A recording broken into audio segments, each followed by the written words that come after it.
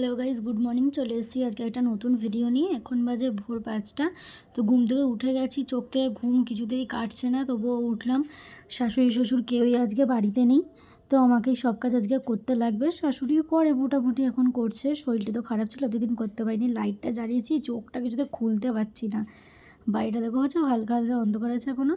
ওইদিকে বাসন টাসনে ঘর ঠর সব পুছতে হবে, এখন একটা কাজও হয়নি।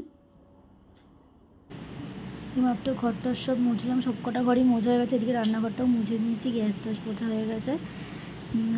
তো এবার স্নান টান করতে যাবো। আর এদিকে বাইরের বাসন কাসনগুলোও মাজতে লাগবে, অনেকগুলো বাসন কাসন হয়ে গেছে।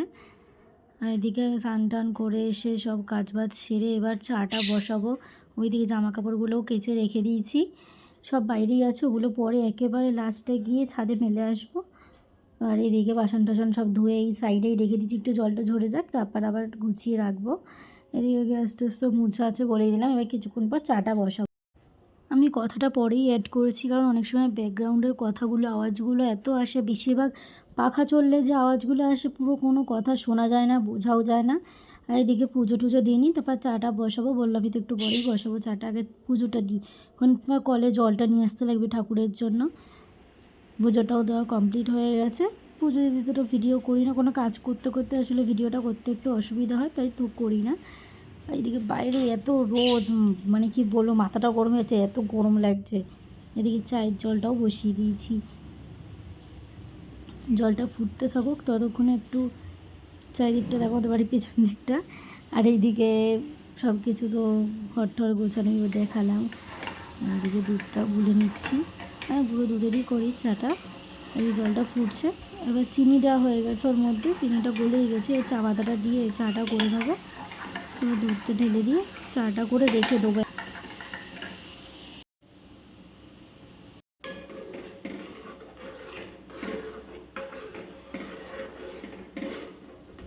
চাটা তো হয়েই গেছে, তো এবার চাটা ঢাকা দিয়ে রেখে দেবো, কারণ এখন আমিও খাবো না, আমার বোন তখন উঠবেও না।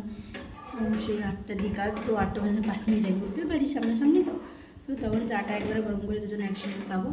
তারপর একটু করে রাখলাম, কারণ যদি আমি একটু শুয়ে যদি ঘুমিয়ে পড়ি আবার তার জন্য, তাহলে তখন উঠে চাটা গরম করে দিলেই হয়ে যাবে। তো যাই ছাদে গিয়ে জামা কাপড়গুলো মেলে আসি, একটা জামা কাপড় বাইরে রাখা আছে।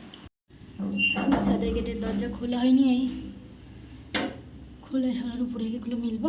হাঁপিয়ে গেছি জামাগুলো তুলতে তুলতে। তো চলো, এদিকে বিছনাটারও দেখো কি অবস্থা হয়ে গেছে। এই দেখো এরকমভাবেই কালকের থেকে পড়ে আছে। আমি জানিও না, যদি জানতাম তাহলে আগের দিয়েই তুলে যেতাম বিছনাটা। তাকে বিছনাটা তুলে নিতে জামা কাপড়গুলো মেলে দিচ্ছি। দেখো করা হয়ে গেছে, চলো সব মেলা হয়ে গেছে বাইরে।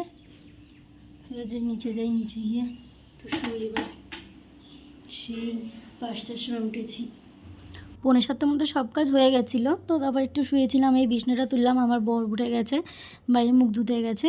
তো ততক্ষণে একটু বিছনা টিছনাগুলো যা এলোট পালট হয়ে গেছে, এখনও তোলা হয়নি। এদিকে উঠলোই, আজকে একটু লেট হয়ে গেছে। আজকে 8টা 4-এ উঠেছে, 8টা বাজতে 5 মিনিট আগে ওঠার কথা ছিল। এদিকে অনেক কিছু হয়ে গেছে, রান্নাবান্না তো ওখানে বসায়নি। ঘরে বাদবাকি কাজবে, জামা কাপড়গুলো একটু মেলে দিলাম, কয়েকটা আরও ভেজা ছিল, আর কয়েকটা তুলে নিয়ে এসেছি গিয়ে। এদিকে ফ্রিজটা মুছে নিই। তো চলো, দেখো ফ্রিজটা পুরো মোছা কমপ্লিট হয়ে গেছে। আর কয়েকটা জলের বোতলগুলো ভরা হয়নি, তাই আর ঢোকাইনি।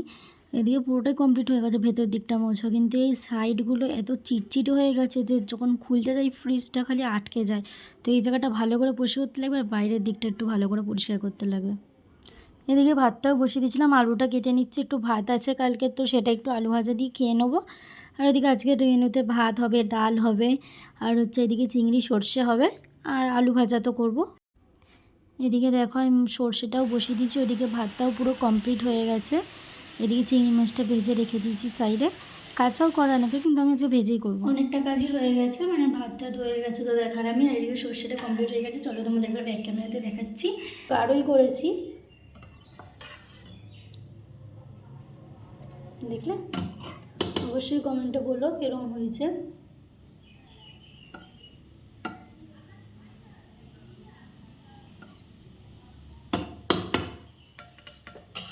ডালে ফোড়ন দেওয়া হয়ে গেছে, ডালটা আর কিছুক্ষণ পর হয়েই যাবে। তো তারপর বাসন টাসনগুলো মাজতে হবে।